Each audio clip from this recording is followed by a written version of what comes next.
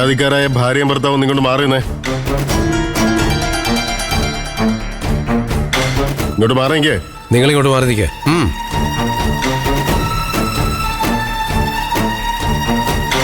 ഇങ്ങോട്ട് മാറി നിൽക്കാൻ.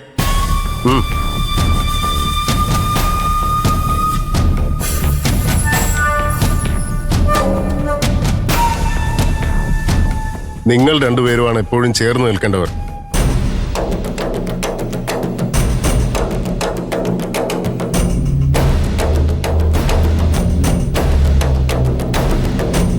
ചില ബന്ധങ്ങളിലേക്ക് നുഴഞ്ഞു കയറാൻ ശ്രമിക്കുന്നവരാണ് പല കുടുംബ പ്രശ്നങ്ങൾക്കും കാരണമാകാറുള്ളത്.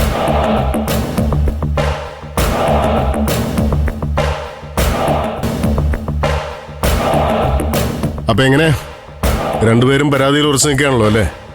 ഗർഭിണിയായ ഭാര്യയെ വീട്ടിൽ നിന്ന് ഇറക്കി വിടാനുള്ള ഉദ്ദേശത്തോടെ രാത്രിയിൽ ഭർത്താവ് വീടടച്ച് പോവുകയും ഹോസ്പിറ്റലിൽ പോയി തിരിച്ചു വന്ന ഭാര്യയ്ക്ക് വീട്ടിൽ കയറാൻ കഴിഞ്ഞില്ലെന്നുമാണ് ഹർഷയുടെ പരാതി, അല്ലേ? അതെ സർ. സുശീലാന്റിയുടെ മകന്റെ സഹായത്തോടെയാ അന്ന് ഞാൻ ഹോസ്പിറ്റലിൽ പോയത്. തിരിച്ചു വരുമ്പോഴേക്കും ഇദ്ദേഹം വീട് പൂട്ടി മനഃപൂർവ്വം എങ്ങോട്ടോ പോയി. ഞാൻ വിളിച്ചു നോക്കിയപ്പോൾ ഫോൺ സ്വിച്ച് ഓഫ് ആയിരുന്നു. ആദ്യം ഇവിടെ പരാതിയുമായി വന്നത് രവിയാണ് സർ. ഭാര്യയെ സുശീല ഇന്ദ്രനും വന്ന് ബലമായി പിടിച്ചോണ്ട് പോയതാണെന്ന് ഇയാൾ ഇവിടെ വന്ന് രേഖാമൂലം പരാതി തരായിരുന്നു. കേട്ടല്ലോ,